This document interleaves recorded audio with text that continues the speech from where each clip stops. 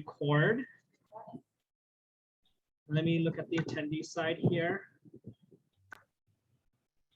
Yeah, so there's John Arriaga on attendees. We should move him over.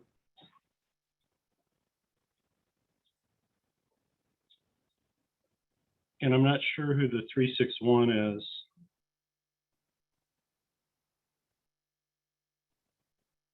Well, we'll find out when we ask for public comment, or we might find out. Might find out. Well, let's call a meeting to order. The Legislative Advocacy Committee of the Water Management District on August 24th, 2 p.m. We have the quorum, or the 3 members present, myself, Karen Paul, and Steph Malik, as well as staff support. Let's go to public comment if there's any, Joel. Okay, so if you are wanting to make public comment on items not on today's agenda, please raise your hand. And Director Riley, we just have Director Edwards and Mike McCullough on the line. And then the number ending in 361, that's me. Okay, clarified that one. Okay, well, let's go to discussion items. We're going to switch item 1 and 2. So we're going to start with number 2, the Ferguson Group. So unless Dave, you want to have something to start with, we'll go there first.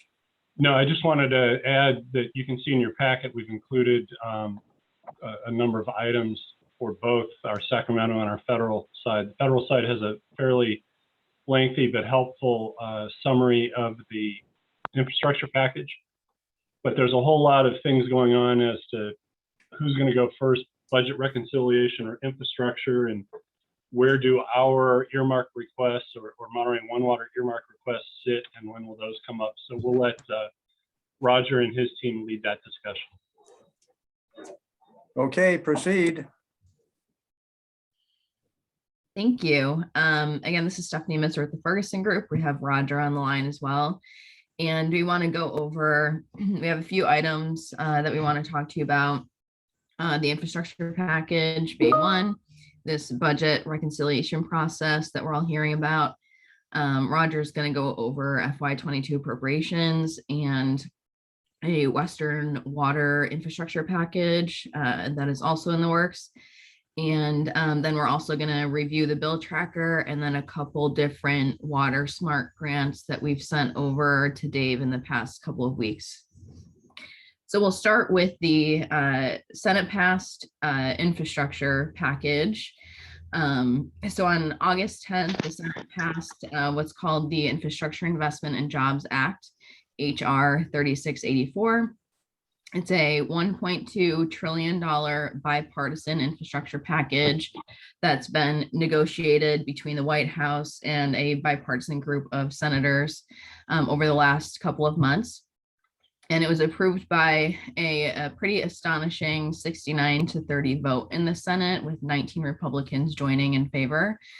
So that's a pretty big vote in this type of atmosphere.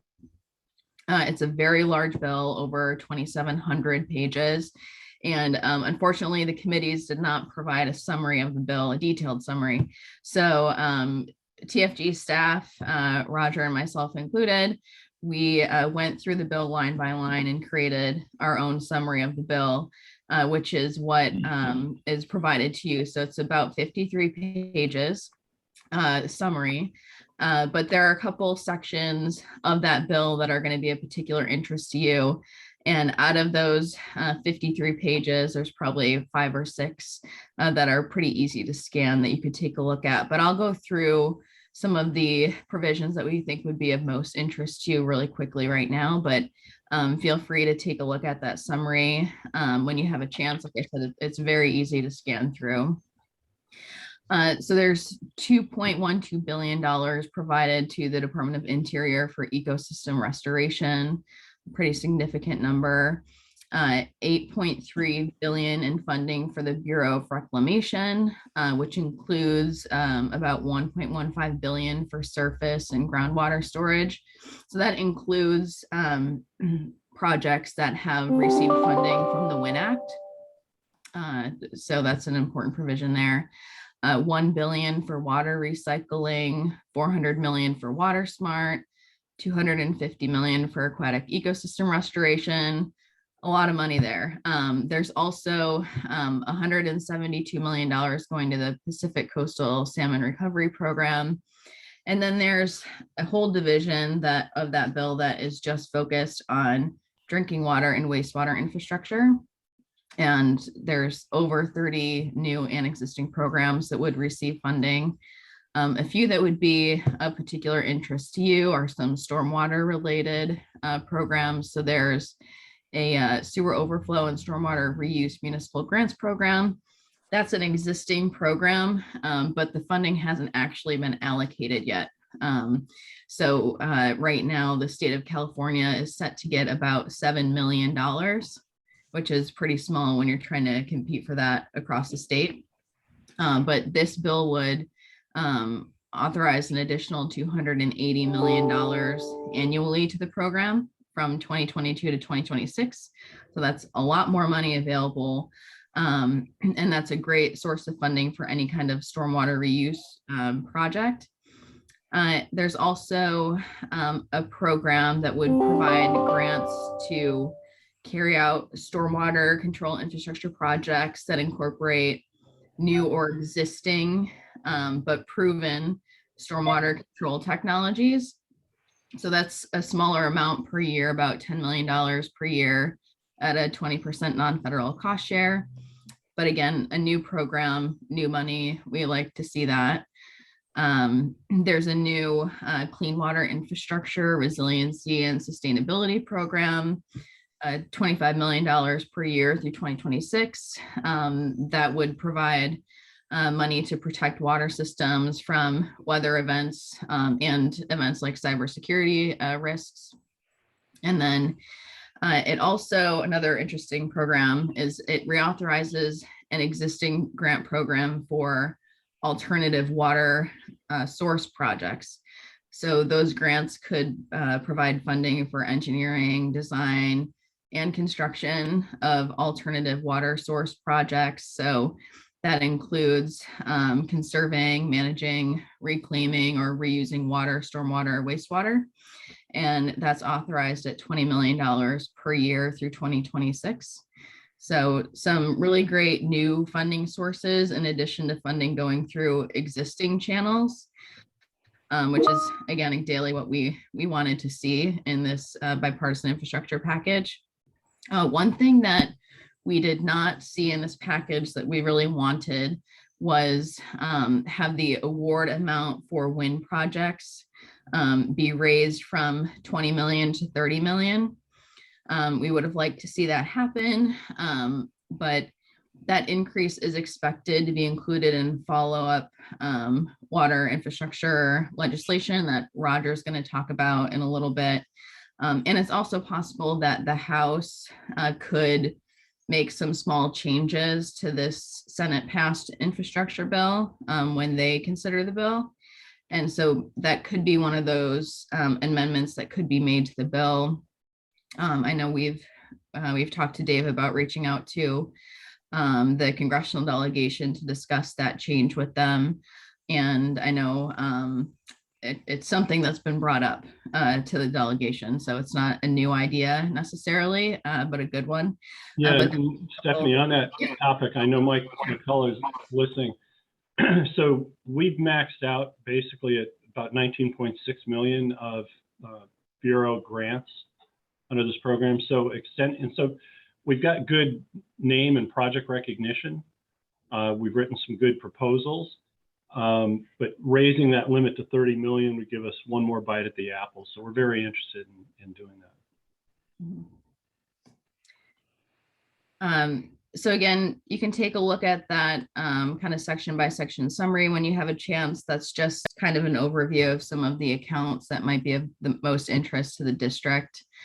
And in regards to timing, we actually have an update literally just happened in the last hour, but it looks like the House will be taking up the Senate passed infrastructure bill in late September. So specifically, by September 27th. So the House will have a chance to make some amendments to the bill, but we don't expect them to be major in any way if that does occur. But what happened today is the House approved it's kind of more of a procedural rule, but essentially they approved a rule that would require that the infrastructure bill be voted on by September 27th. And that rule also essentially had the House approving a $3.5 trillion what's being called budget reconciliation package. So it's a large kind of economic and social package that's a huge priority to the White House. And right now, both the reconciliation package and the infrastructure package are tied together because of different desires of different factions of the Democratic caucus in the House. So we're looking at September 27th, by September 27th, a vote in the House on infrastructure with the goal of having the president sign that bill into law by the very end of September.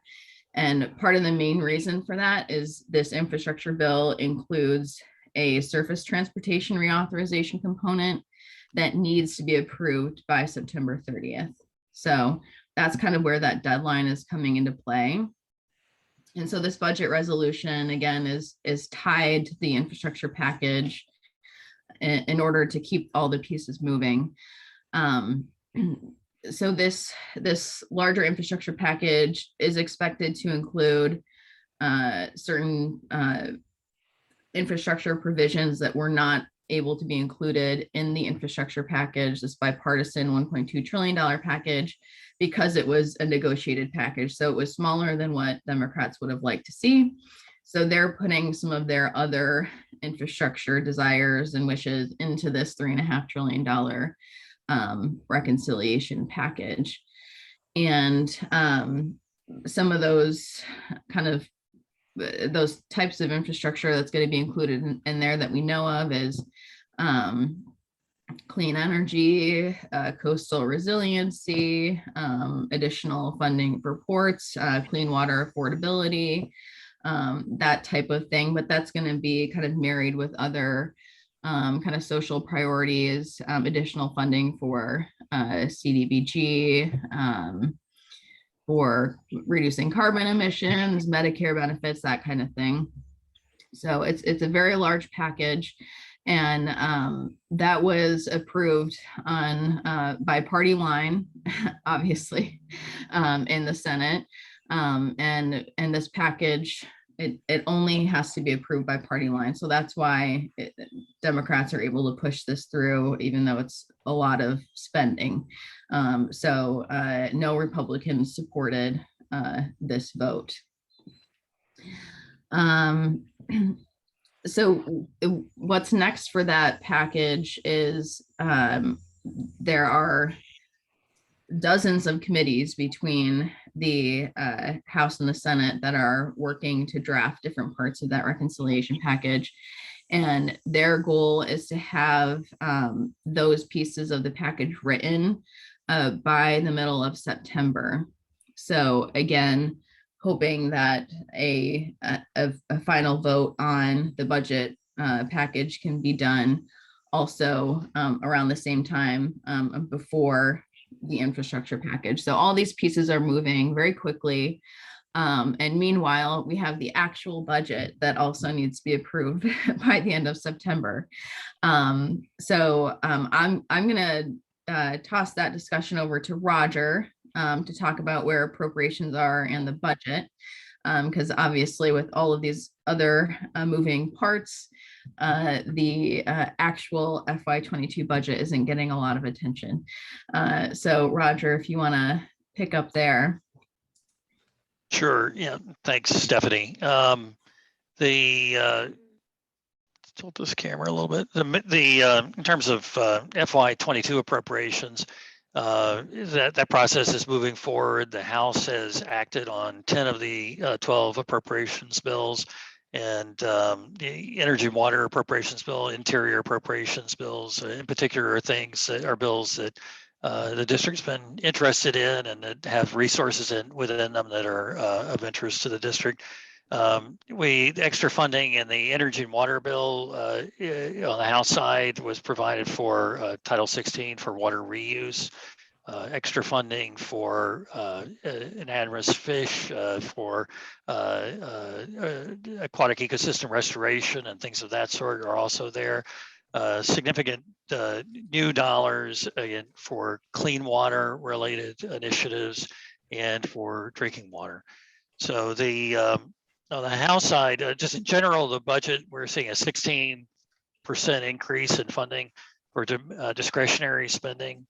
And significant dollars again are finding their way into programs that'll be helpful for water agencies like yours. On the Senate side, they are moving more slowly through that process. 3 bills have passed thus far out of committee. The energy and water appropriations bill is one of those, and that certainly got significant resources in it that'll of interest to you.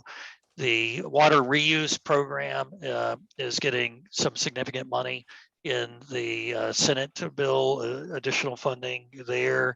There is $450 million in drought relief funding through the Bureau of Reclamation. And this is funding that has not yet really been defined in terms of what those dollars can be used for, but it's just an allocation, a significant allocation of funding to reclamation for that purpose. Funds will be available to all 17 Western states relative to the normal annual budget for reclamation. To just give you a sense of the scale, I mean, this is $450 million in drought relief funding, and normally the Bureau of Reclamation receives about $1.6 billion on an annual basis. So it's a significant amount of funding that's available there. The interior appropriations bill on the Senate side has not yet been acted upon. That's a bill where you have a pending request along with Monterey One, your partner, for the expansion of the water reuse facility. Have a request for additional funding pending over there. We expect that the Senate will be acting on the interior appropriations bill. And this is again is funding through EPA is where that request is funding is provided or is being sought. And hopefully action will occur on that bill in September. In general, we're not expecting the appropriations process to kind of wrap up until the end of the calendar year, just kind of the way it's been working lately. One of the exceptions may be the energy and water bill, the fund bill that provides us extra funding for the Bureau of Reclamation. We're hearing that, I mean, there's certainly precedent for that bill and a few others to move out in advance of the bulk of the bills. And that bill, energy water bill, again, has passed the House, has passed out of the committee on the Senate side, so it's eligible certainly to be acted upon in a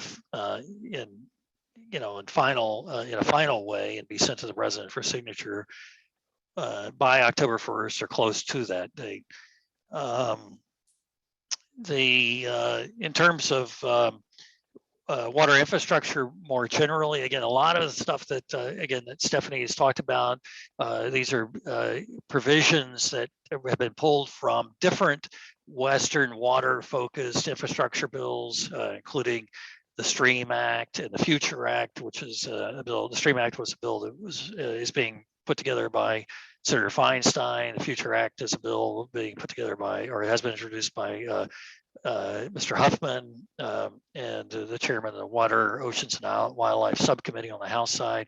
So those members' bills and other members have introduced pieces of legislation that are Western water focused, many of which have been picked up and put into the infrastructure package, not only in terms of authorizing new programs, but actually providing dollars. And again, on the infrastructure package, you've got significant extra money for water reuse, just as one example. Significant extra dollars in the billions for aquatic ecosystem restoration. And significant dollars for water management, just generally. But there are lots of things that got left out of these packages, and those bills, the missing pieces of these pieces of legislation will be addressed, or we expect will be addressed in future water legislation, Western focused water legislation that the committees have committed to starting work on by the end of the calendar year. But we wouldn't expect to see final action on anything sort of another Western water package really until the end of the end of 2022 in all likelihood. But that's one of the places, the venues, the opportunities. Certainly, the last opportunity we would near-term opportunity we would expect for increasing that cost ceiling on water reuse projects from the amount of money that can be provided from the federal government from 20 million to 30 million that Stephanie mentioned earlier. That was left out of the infrastructure package. It's not in one of the. It's not in the appropriations bills at this point. And if it does not get added to the infrastructure package, it could certainly. We'll be pushing to get it added to that legislation when it moves forward. The couple of other things just real quick, and then we'll just turn it over to Rebecca to talk briefly about the sort of major pieces of legislation that are pending.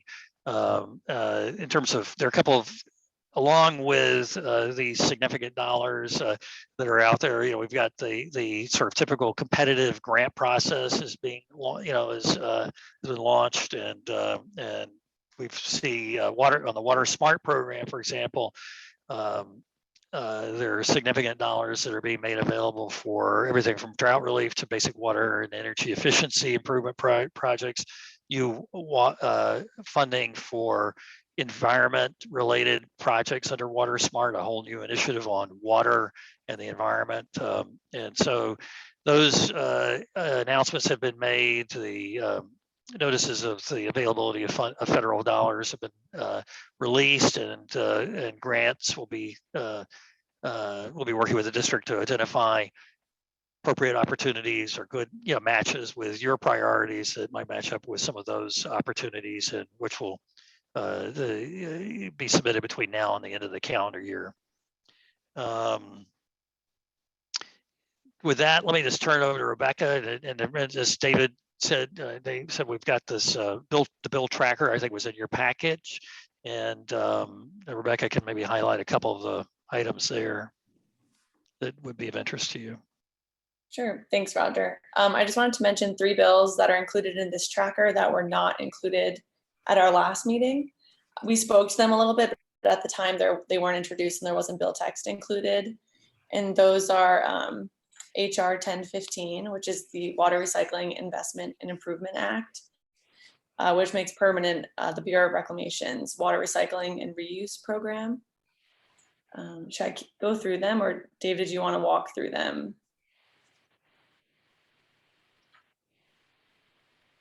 I think you might be muted.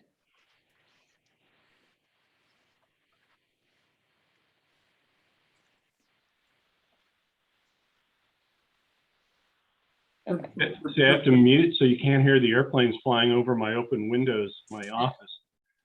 No, you go ahead and just hit the others. They can look at the bill tracker alone, and I'll summarize kind of our key interests at the end of your segment. Sure. Okay, thanks. And then also HR 3404, the Future Western Water Act, which Roger mentioned, which was introduced by Congressman Huffman. So this includes like major investments to provide drought preparedness and relief. And it was introduced at the end of May after our last meeting. And then I also wanted to mention a bill that has a comparison bill in the House and Senate, which is HR 4099. And its companion bill S2334, which is the last bill in the tracker. And this directs the Secretary of Interior to establish a grant program to provide grants for large-scale water recycling and reuse projects. Excellent. So before we let you guys on the East Coast go, we touched on a whole bunch of stuff, and as you know, we're small, limited resources, but I want to highlight a couple of things. We will be spending quite a bit of time going through the infrastructure package once passed, to find out where the little pockets of money are. And they've been highlighted already by Stephanie and Roger, because there are some really relevant to our mission as well as our joint mission with Monterey One Water. So we've got a lot to do there. One of the other things that was alluded to is earmarks are back for the first time in decades. And so when the Bureau appropriation bill was referred to by Roger, Monterey One Water, through Panetta's office on the House side, requested a couple of small earmarks for their wastewater program, which I think Mike's dropped off, but I can say we don't care about. But they also did, through a request with Feinstein's office, a request for Pure Water Monterey expansion in the several $1 million range. And so we sent letters of support to both Feinstein's office kind of retrospectively, because that package had already been submitted. And then our letter of support was included in Senator Padilla's request from Monterey One Water. So that's one we're looking to follow closely. But as Roger mentioned, the Bureau appropriation bill probably won't even get heard till the end of the calendar year. So there is some potential there for us. Then he mentioned a bunch of programs that already exist, like Water Smart, that cover a variety of subject areas. So every time one of those solicitations comes out, we do look at them. That's what funded the drought contingency plan that we did, as well as some planning money for the first phase of Monterey One Water's Pure Water Monterey project. So there are things in there. Sometimes we're just limited by our grant writing capabilities, and the Ferguson group can help us with that. Some of the folks locally, Carollo Engineering and so forth, can help us with that. But if we see something we really like, we're going to have a discussion about hiring a grant writer to help us get it. And then finally, the last area, and you've heard it mentioned maybe 3 times, this raising the cap on Bureau Title 16 monies for these projects where we've gotten our 19.6 from 20 million to 30 million is something we do have an interest in. When we can't get back to Washington, we will ask Roger and his team to weigh in with the legislators on that, because we've had success. We do use our lobbying effort on behalf of others, as you well know, and this would be another good case where if we go back for additional monies, Monterey One will write the grant application. But as far as bending the ear of the legislators and trying to get into some subsequent bill, that will fall to us jointly. So those are the things we're working on in the near term. Some of the longer term plays, we got to get through this first phase and get an infrastructure bill actually passed and then identify those pockets. But it sounds good, and I know I've heard the board on multiple occasions say, oh, there's so much money, we ought to be able to get something. A lot of times it goes into either existing programs with existing methods of disbursement, many of which are competitive, but none of the big packages you're hearing about are the earmark packages. So they're large scale programs. I think I heard mention of about 400 million with no design in place of how to release that money. So, they're creating it on the fly. It could take them 9 months to a year to come up with a program to release the money. So, but we'll watch all this and we'll see what we can do. Hey, Chris. But those are the priorities. The one thing we're good at is reading and finding things. The thing we're not great at is applying and then getting things. It was mentioned the Pacific Coast Salmon program. We made an application. It was a really good application, but the people who review it are here locally. And they were like, oh, well, the district's got money and they've already paid to help take that forward out at Hastings Reserve. So we don't need to award this one. We put that money to work elsewhere. So even when we do the right things, we don't always get the right answers. But I just wanted the committee to know those were the priorities going forward. So I had a question, Dave, or maybe Roger. These large bills coming out of Washington, it looks like there's a 5-year allocation process. Does that mean that we have 5 years of kind of grant openings, window opportunities going forward? It depends on the program, really. I mean, some, they literally are parsing the money out, over 5 years. So there'll be 1/5 of the total increment of funding will be available each year. Others, it's being provided in a block of funding, and the agencies will have more latitude about how to allocate it. So it's just, we've got, it varies. Okay, it's But mixed. it's more like more of them than not are being, the allocation is going to occur on an annualized basis. So it's being appropriated all up front. The bill includes the full action, but the money is actually not going to be available. It's going to be kind of parsed out on a, Okay. over the 5-year period. We do have some, there are little different increments of funding too. Again, unique sources that we'll be exploring, as Dave said. And I'm really looking forward to hoping that the $1 billion for the removal of culverts that impede fish passage, for example, that goes through. And that's out of Department of Transportation. So that's a totally different agency to be, providing that kind of funding. And you've had a competitive grant application for a similar for a project that might fit with that kind of fit that kind of description. And so we'll be looking at those types of opportunities for you and bringing those to the attention of Dave, and working to help to support you in any way we can to pursue those opportunities. Okay, thank you. Are there more pieces of the Ferguson presentation? No, that's it. Thank you, sir. All right, thank you. Does the committee have any comments or questions? Just thank you for really, we're very happy you're following this so carefully, and thank you for the very, very clear report. And Great. Dave, I want to take you up on your thought that we may need to get a grant writer. Yeah, we have to see, which ones have rules and which ones are making new rules and so forth. But, the key is identifying targets that we want to, take a shot at. But I remember there was some concern, but I don't know whether it's a state or the federal level, but special districts were not included in some of the allocation authorities or something. I'm not sure what to call it. yeah, those were mostly the COVID relief, some of which were slow pay, no pay bill relief, and they allocated money to cities and counties.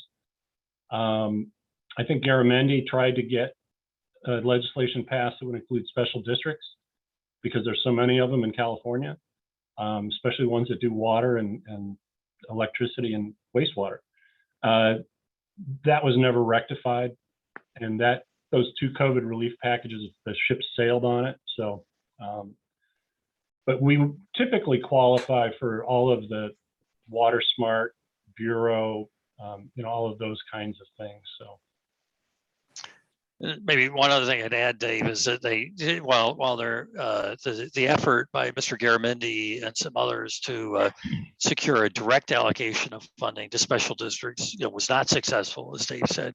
They did include language that makes you eligible as a subrecipient. So, if the county wants to allocate funding to you, they're certainly authorized to do that. If the state wants to do that, they're certainly authorized to do that. Yeah, I'm not going to hold my breath. Right, Yeah, right. Yeah, that's what we've heard from Dave. So totally understand. Yeah. Well, great. Thank you, Ferguson Group, and we'll let you off the call so you can go home for the day. All right. Thanks so much. Appreciate it. Thank you. Yeah, thank you. So we'll be coming back to the JEA and Associates. I suspect Lori will hear from both you and John, but there's a great memo in the staff report which lays out quite a bit of it. I do want to point out in the Exhibit C, which is letters of support and recent correspondence, there was one federal item that shouldn't have been in there. It was on to Feinstein's office for support of her stream proposal, which I think Roger mentioned in passing. So, but we did support that, but it was in the wrong place in your pack.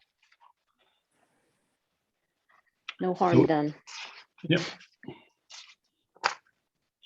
So off to JEA. And associates, thanks for being patient and letting us flip the order today. No, that's fine. We felt so bad last time with how late the Washington people were on the phone waiting to get the report. So that was only fair. Well, I looked at how long Lori's memo was too, and I thought, well, cut him Yeah. some slack. Yeah. Well, Dave, if you're ready to hear from JEA and the Sacramento report, we'll go ahead and get started. It's been about 2 months since the last time you heard from us, and there's been quite a bit going on. The legislature did finally pass a budget, and thanks to what's going on at the federal level, California went from what the early on looked like a very severe deficit to actually having a considerable surplus with the monies coming in and the economy picking up much faster than people thought it would be. So as a result of that, when the legislature passed our budget this time, they were able to include another $100 billion for getting California started again with the economy and addressing a lot of the COVID related issues like the housing issues and the rent issues and issues about getting kids back ready for school and vaccines and so forth. So a lot has been going on, and a lot continues to go on in many of those areas.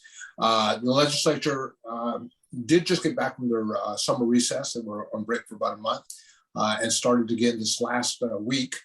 We've got this is always a home stretch. We've got like 4 weeks, and now we're down to about almost 2 weeks. Starting this coming Monday, they're down to the floor session only. So it means the budget committee hearings and general hearings are going to be pretty much wrapped up.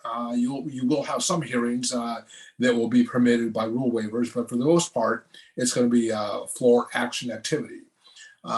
Again, quite a bit continues to go on with COVID, but coming back right now, I think the one thing on everyone's mind is a recall, and it does trickle into things going on in the assembly and the politicking and the Democrats versus Republicans and so forth. Has a role in all that. But having said that, there are issues that they will continue to focus on, just in general. Like I said, COVID will continue.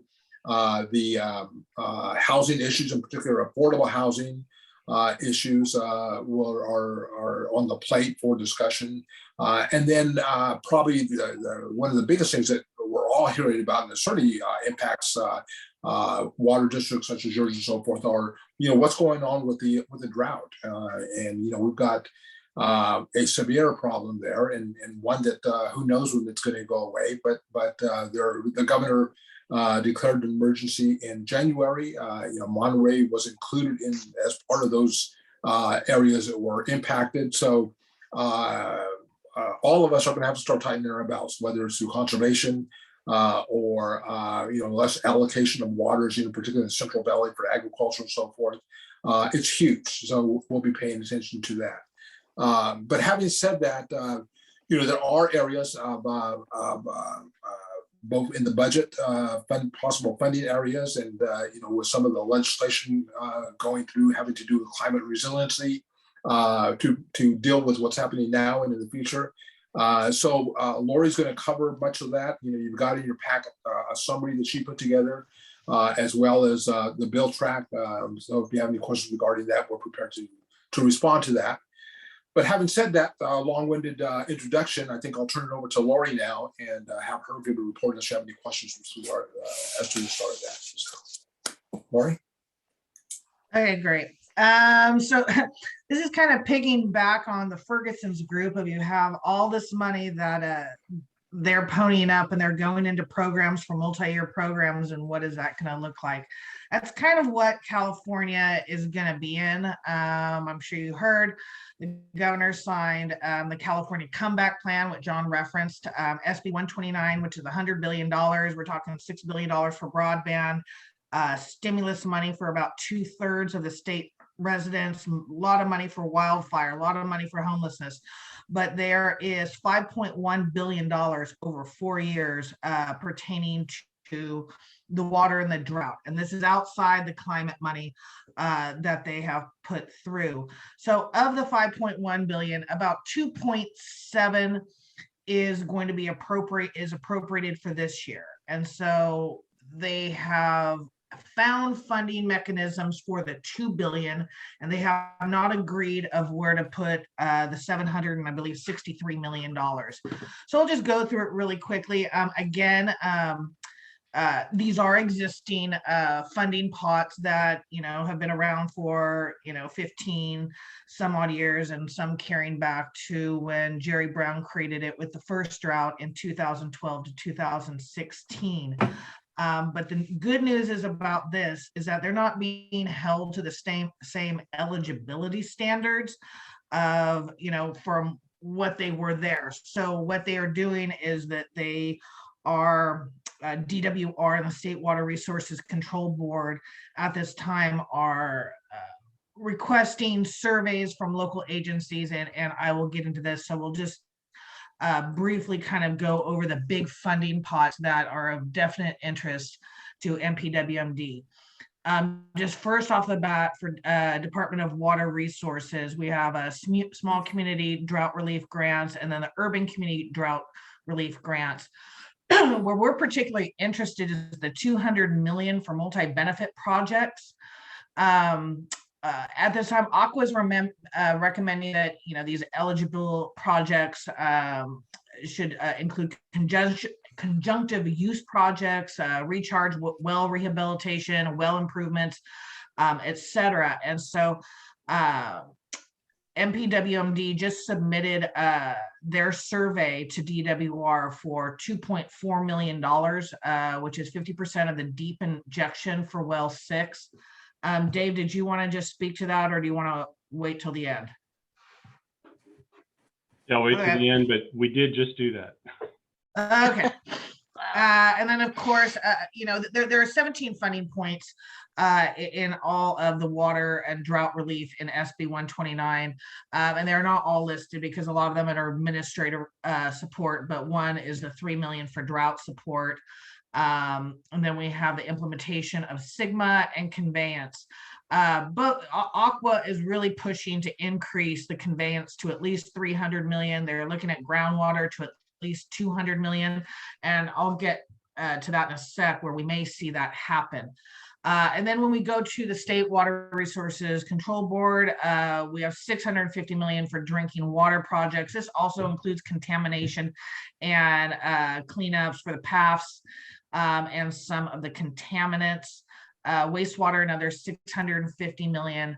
And then, of course, recycled water. So this is $85 million for groundwater cleanup and recycled water projects, which is, it's a nominal amount, especially when we see that $50 million is already earmarked for San Diego's Pure Water Project. This is good news and bad news. One, the bad news is they're taking a lion's share of this appropriation at this point. The good news is they're very familiar with a pure water project. And so we're looking at this in discussing this with Dave, not only pure Monterey, we're looking at, some of the cleanup as well as some of the habitat restoration in the Carmel. So we have about $730 million in leftover funding for the 21-22 fiscal year. The legislature is supposedly hammering that out. And then we're hearing from very, very reliable sources that there's about 4 gurus in the legislature that are drafting another $3.7 billion over the next 3 years, while the legislature they were supportive. They do not think that this money is enough. And again, this is going to be in lieu of the bonds that we've been discussing about for the last couple of years. Those are going to be put on hold. They want to fund this out of the general fund and some of the special funds and layovers from previous water bonds and water projects. Of the 3.7 billion, this is again, Aqua is really pushing a heavy funding for dam safety, conveyance, and recycling. It's in our stakeholder meeting yesterday, they said that it's kind of being very quiet, which is it's not unheard of, especially at the end of session, especially when you're negotiating something with a small group of individuals, and they're not taking meetings, they're not talking to stakeholders. It is they're making it inside the box. So what we're hoping is really like some big funding for recycling. So at this time, we'll be continue to be working with the DWR and the State Water Resources Control Board on completing these surveys and kind of going back to, we're good at identifying it, but, we got to do the follow through of really applying for this money. This is competitive. And we've seen in the past how, even though $2.7 billion in just one fiscal year is quite generous, it can go in a heartbeat. So we expect a little bit more information and kind of what the guidelines will look like for this drought funding. But what we're hearing is going to be pretty broad, which benefits us and hurts us at the same time. So with that said, I'll take any questions. Lori, maybe you can help us out or not. In the next segment, I'm going to talk a little bit about one of the follow-ups from our visit with Senator Laird, which was a very hurried request for specific drought resiliency projects that we might have ready to go, which looks a little bit like a state level earmark. Where would the senator slip that in? What kind of bill would we be talking about?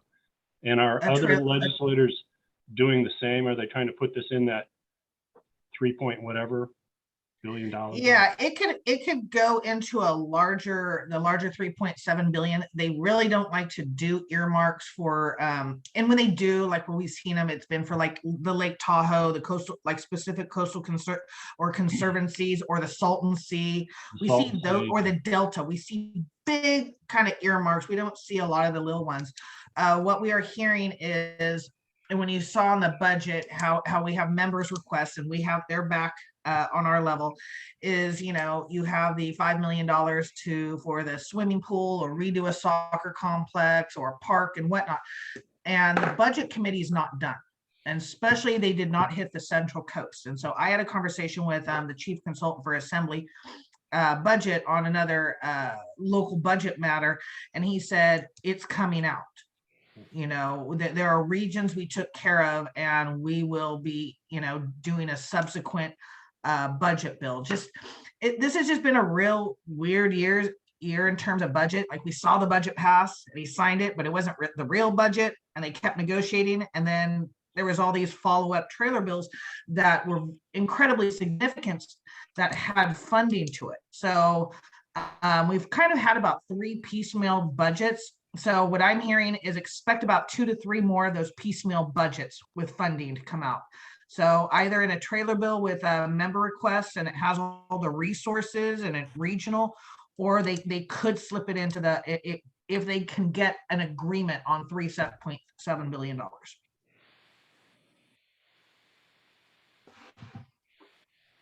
Dave, you're on mute. I was just going to conclude with saying I thought that your summary letter was really well written, very thorough. There's almost as much to think about at the state level as there is at the federal level right now with these potential sources of funding.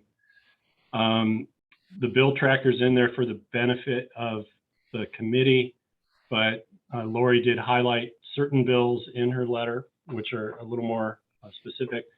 And as I mentioned, the district's letters of support kind of cover the gauntlet of things that we approved at our last LegCom meeting, some of which have been, I guess what the term would be, submitted, and some of which are just kind of ready to go off the shelf. But anyway, remain active. Yeah.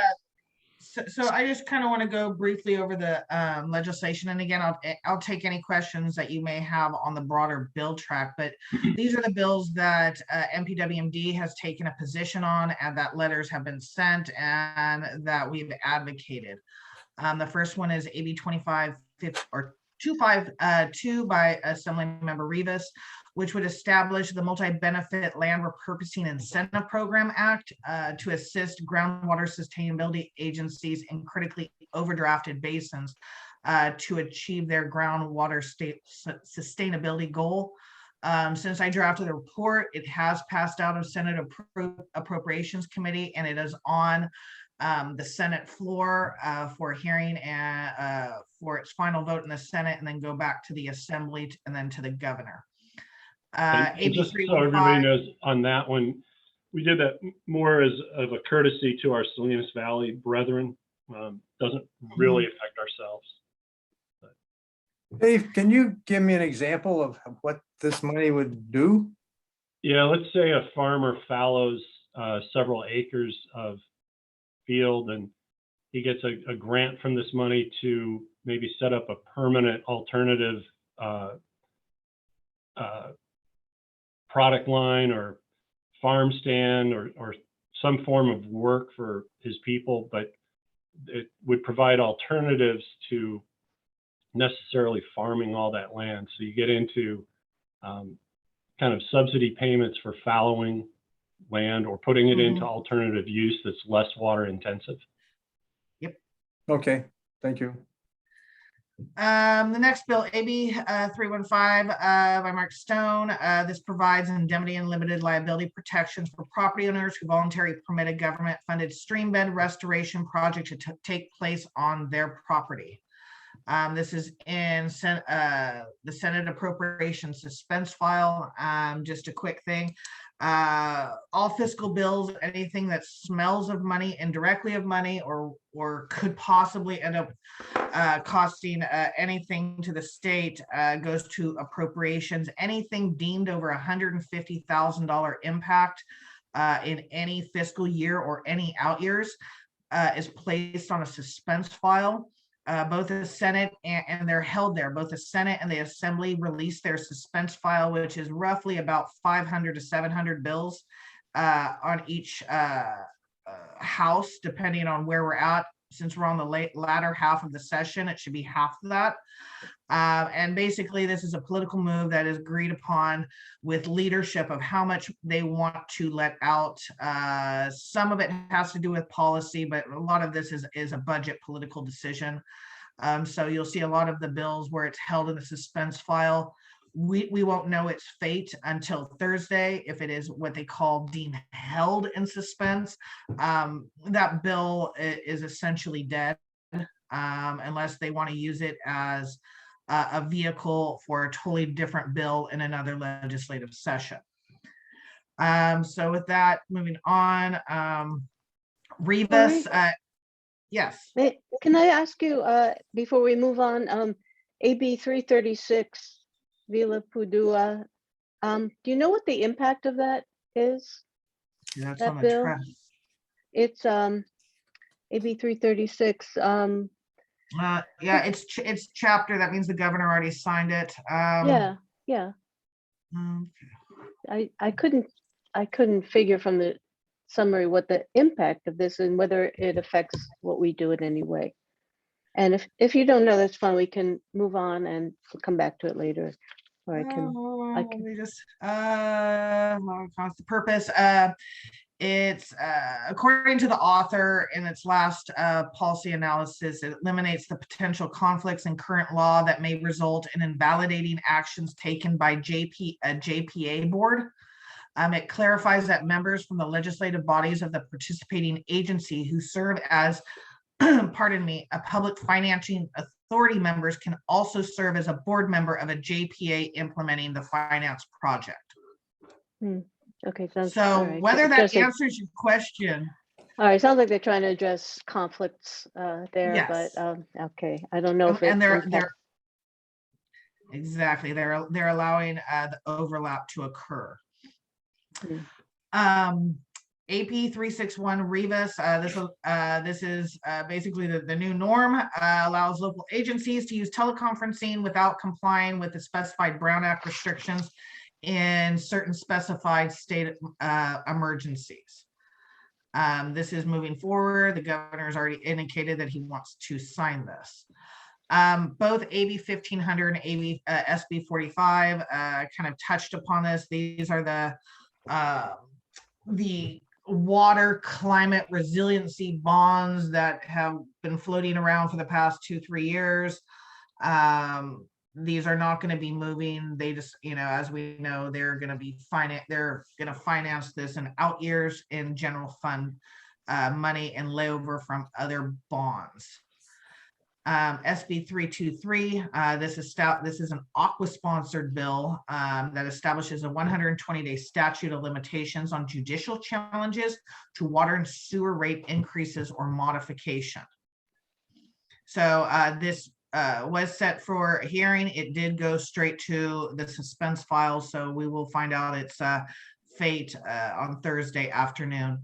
And then lastly, back up just on that. The purpose of Caballero's bill is to put a time limit on the delay legislation. Yeah. So if you guys, let's say you increase your water rates, someone 5 years down the line it can basically sue you that you were not justified in doing so. So this basically shortens the statute of limitations for 3 months, that if there's going to be any adjudication for any changes in rates, etc., that it has to be handled at that time. It's basically, it's better for water agencies in long-term fiscal outlook, that they know what to expect. Okay, thank you. And then lastly, we have SB 427 by Senator Susan Eggman. This allows water agencies and districts to adopt an ordinance with enhanced penalties for water theft. And this was signed by the governor. So, and again, the track is attached. I can take any questions on any of the bills. When you do look at the track and you see 2 years, that means that bill is not moving forward. And if it does, it can't do until the beginning of January. Are there any questions? Okay, John, did you want me to continue with drought, or did you want to take it? No, go ahead. Just as John covered,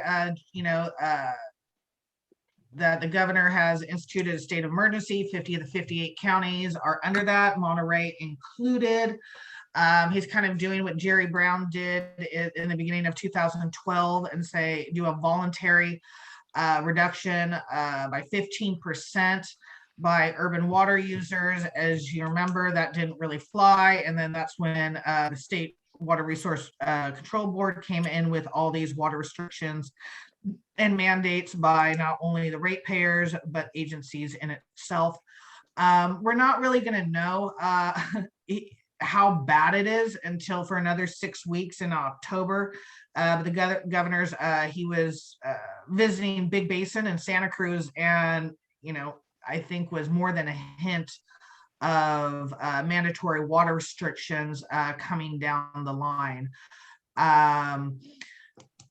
As far as affecting in the Monterey area, David probably has a more historical knowledge that, there is some, cutting back by some of the users, but not as impactful as other parts of the state.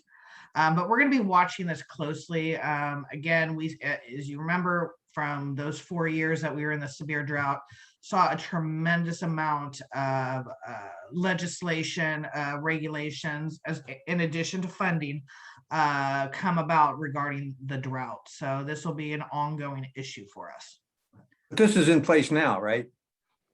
The state of emergency, yes. Yes. So in those 50 of the 58 counties, the governor is calling, again, voluntary at this point, expected to be mandatory, and expected to be more than 15%.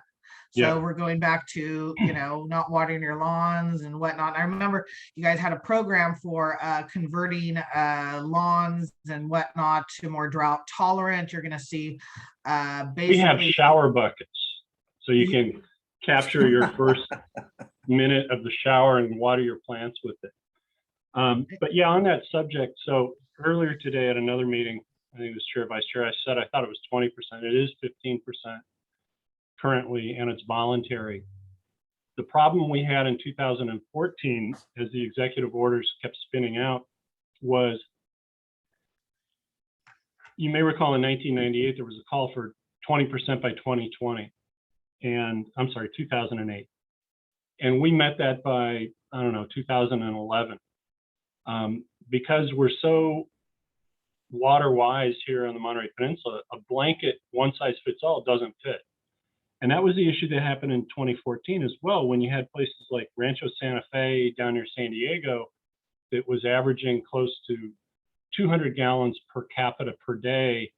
And down here on the peninsula, and also frankly in San Francisco, where there's a lot of pavement and very moist sea air in their suburban section of San Francisco, you know, we were in the 50 to 60 gallons per capita per day area. Currently, there's a difference of opinion. We've looked at the data and we think we're still at about 57. Cal-Am's urban water management plan said we're at 45 gallons per capita per day, which we find difficult to believe. But you can't have somebody who's using 200 gallons per capita per day save 15%, and somebody who's saving that's only using 50 save 15%. And so in 2014, they created a scale, and they said if you were below this level, you had to just achieve 5%. And then the next level was up to 10%, and then the next level and so forth. So they sought a 25% average savings across the state, but the delinquent users who were using way more had like a 30% target or a 35% target. That's our concern right now, that unless we get a sliding scale, the peninsula could get harmed a little bit. We do expect these to become mandatory. We think the timing is a little odd because the peak months for pretty much everywhere in the state have always been July and August. We do get, you know, that beautiful October where temperatures are warm and so forth. But if if mandatory rules come out in 2 to 3 weeks, we're into September. I don't expect mandatory executive order on drought to happen before the recall election, because it's just one more thing to poke at. So, you know, I just think that if they make them mandatory, they're going to come at the wrong time of the year to have any impact. And then we wait to see what happens in November, December, January to see if we actually get any rain. But it's affecting us as a district over things like the Water Demand Committee. For those of you who are on that committee, we just canceled the next meeting because there's nothing to report until they make a decision on these. And our public outreach. We were getting ready to do full page ads on waterways, centered around the voluntary executive order. But if mandatory is coming down the line, that changes our whole focus. And again, as I said, time-wise for this community, we're pretty much through summer and we're right on line with last year's consumption. So it's not like we have an overconsumption problem. We just have a constrained supply problem. So anyway, we'll follow all of that with great interest, but it's kind of stymied us as of right now because it's not yet mandatory, and we don't know what the message is going to be. Yeah, and I don't know if you saw that the State Water Resources Control Board has slapped down on all the farmers in the San Joaquin and Sacramento from pulling from any of the waterways in the river. It's a $10,000 a day fine. Yep. Big Ag is going to take a hit on this, and I'm sure you've heard the almond industry, our $6 to $8 billion almond industry is in peril of collapse with these new restrictions. So it's going to be a global effect, yeah, he's not going to come out with anything before the recall. But expect it in mid-October. That's what we're hearing. Yeah, it's interesting. If anybody went I-5 from like Santanella up towards Sacramento, or even up into the Sacramento Valley, up in the Sacramento Valley, you know, they're still growing rice. So, you know, whoa, poor little rice farmer, where you use, you know, 4 times as much water than you do for almonds. But many of the nut trees and the fruit trees in the San Joaquin Valley were ripped out during the last drought. And over the last 2 years, they were starting to replant younger saplings and so forth. So they're going to get, you know, a double whammy within a 10-year period. So that does have long-standing impacts. But, you know, here right now, I don't want to say it's not our problem. It is a problem, but we don't know exactly what to ask people to do other than remind them what water waste is. We are trying to update our address list on hospitality association members to send out a pointed letter on don't serve water unless asked, post your linen, placards, et cetera, just as a reminder, because there's been some slippage there for any of you who eat out from time to time. Well, and it might be helpful with John or Laura, you could remind whoever you're talking to that this scale system of, you know, if you already have a low usage, don't apply the equal percentage across the board. Yeah, in tiered systems, they seem to work in the state and they like them. So we'll keep All right. reminding them. Okay. I'm sure Aqua's thinking about it. So, you know, you'll hear in one of your regular Aqua meetings that they will oppose unless it cuts some slack. But yeah, the CalFed and the whole Central Valley project, the first entities that take the hit are the growers. They have to ensure allocations for municipal and industrial customers. But even the MI&I, municipal, institutional, and industrial, even those folks have been cut back. They just haven't been cut back as much as the farmers. So it's going to be bad for everybody. But this is just a one-year event. This is not like before where, you know, it started in the middle of 2012 and went 5 years in most of the state, 4 years here on the peninsula. So, well, we hope it's a one-year event. yeah, that's it. Let it rain. Let it rain. Let it rain. Okay, so lastly, in the essence of time, we're speaking of restrictions. We'll continue our ongoing issue, which is the housing condition 2 issue. That as you know, let me touch on that one a little bit. Why don't you take it, Dave? Yep. Although I have a bigger concern whether Senator Eggman ever got razzed, you know, like cuckoo Kachu. I'm the Eggman, I'm the walrus. I've never seen that last name before, so, but you made it to the Senate. So I'm just going to briefly, Director Riley was there. I'm going to briefly screen share just to show you what we talked about with Senator Laird, and then it does have some impact on the water for housing issue as well as a second issue. So screen share. And can you guys see this? Yes. Okay. It's not a PowerPoint, it's just a PDF. So Chair Edwards had on the wrong calendar day. He sent his regrets, but George was there, Clyde was there, I was there. It was attended by the senator, 3 key staffers, and then 2 other staffers kind of in the wings. It was kind of pieced together by Kate Daniels here, who's handling issues such as water and housing out of his local office. But we walked through primarily where Measure J was headed, what our progress has been, and this keyword barricades, primarily about LAFCO. And, you know, the senator knows all these people at LAFCO. They are individuals, most of them are elected, a couple appointed, and we just talked about our situation. We talked about where we stand with water supply, Pure Water Monterey expansion, the eventual lifting of the CDO, the fact that we're hitting some milestone and deadlines this calendar year. Then we discussed the housing initiative, and I'll share those thoughts with you briefly. And then the catch-all actions and ideas going forward was primarily a couple very thoughtful ideas that Director Paul had about CPUC reform. So as I mentioned, we walked through the timeline with a chance to remind how the voters really approved of Measure J and where we think we're headed, kind of probably optimistically to 2024 for jury trial. And we talked about things that what we expected to happen and then what actually happened. And this was the highlight on LAFCO calling for third-party review and how that's cost us 7 to 8 months. These are the themes that we left. This will be the theme of the guest opinion that hopefully the Herald picks up in September.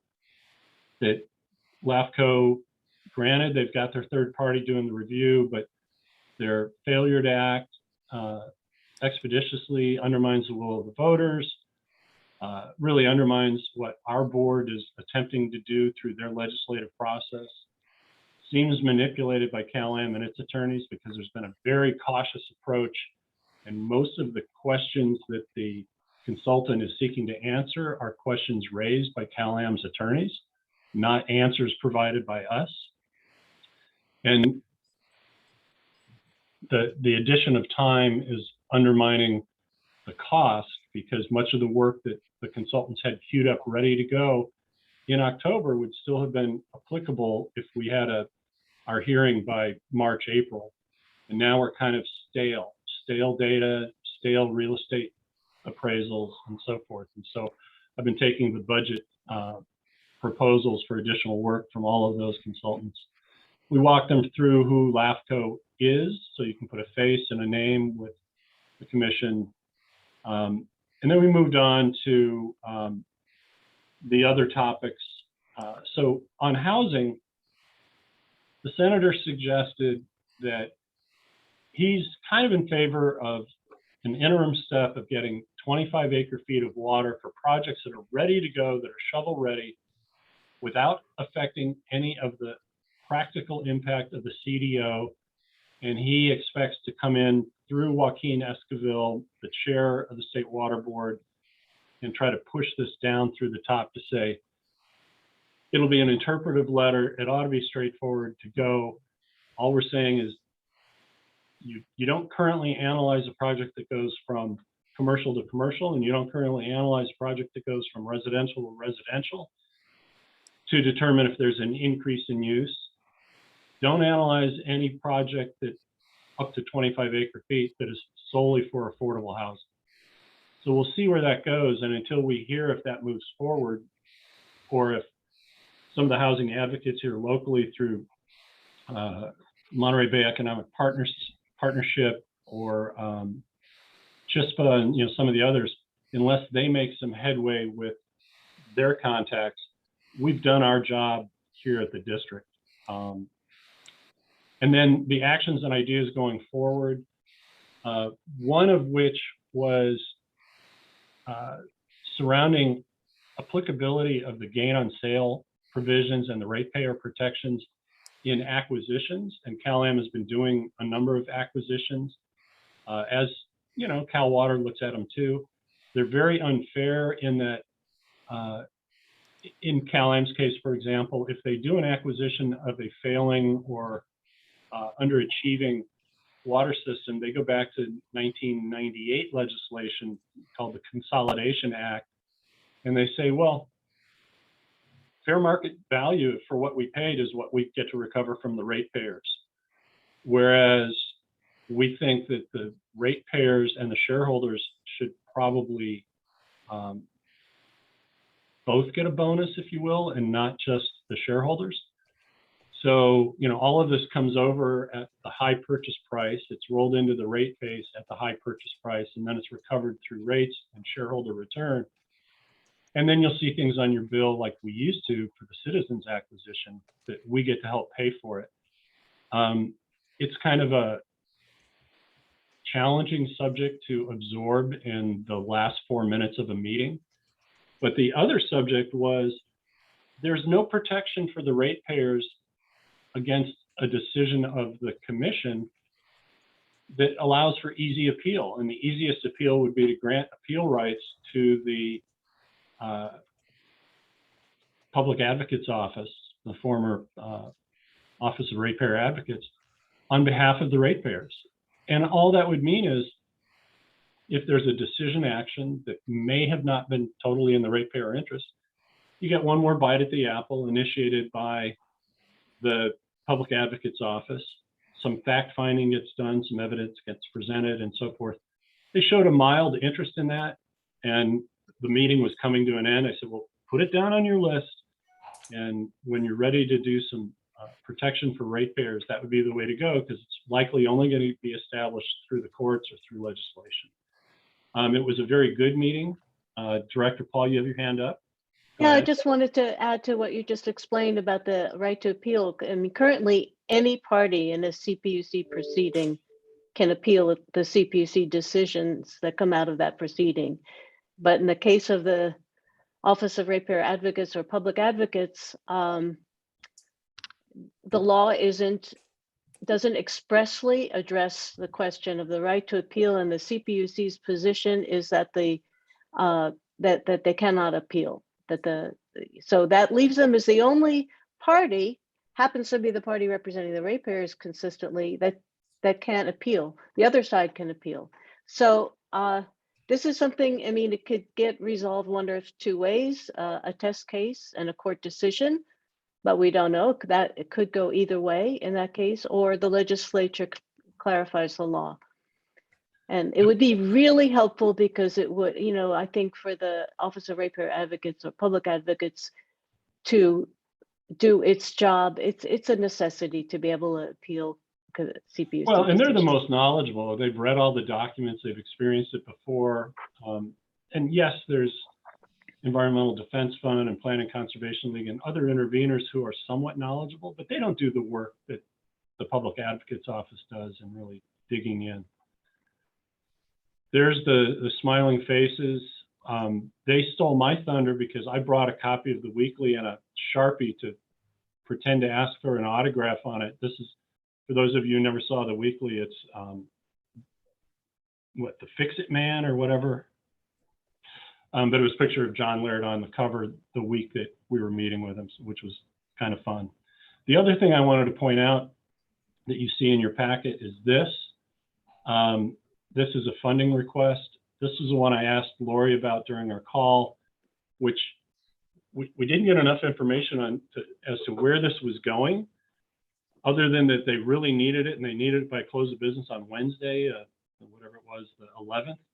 And we got it to them. And so we made a request in that case for 4.8 million, which is the full cost of deep injection well number 6, under the theory that it could be used for injecting excess capacity from the plant, which there is some, building up a drought reserve or taking the pressure off of other resources for the same water during a drought.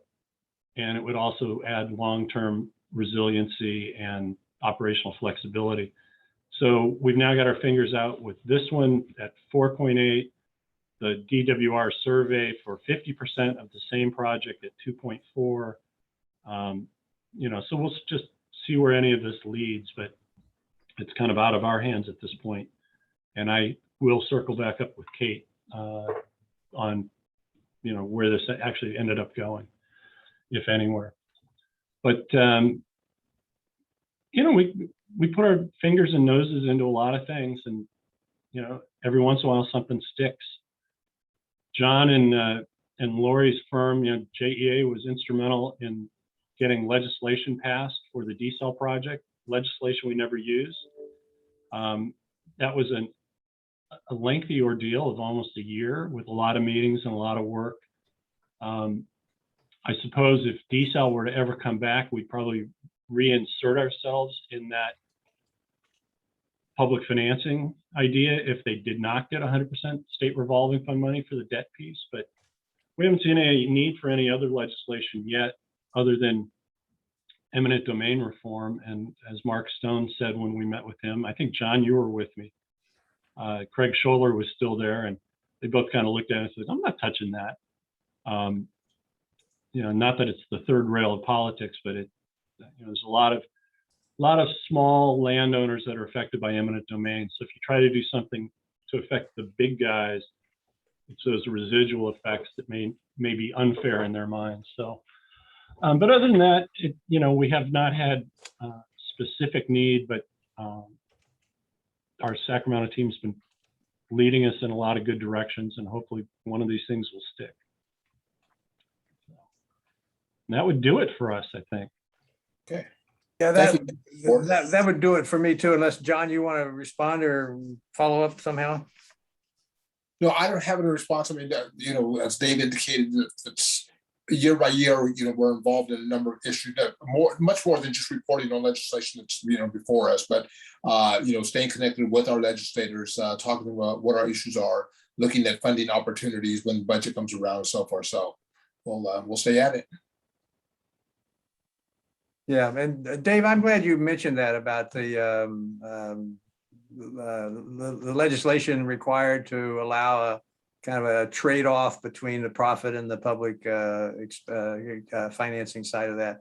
I remember some of that. I wasn't on the board then, and I wasn't privy to a lot of the details, but I remember it seemed to be a breath of fresh air for that whole process to go forward, because they had that backup option.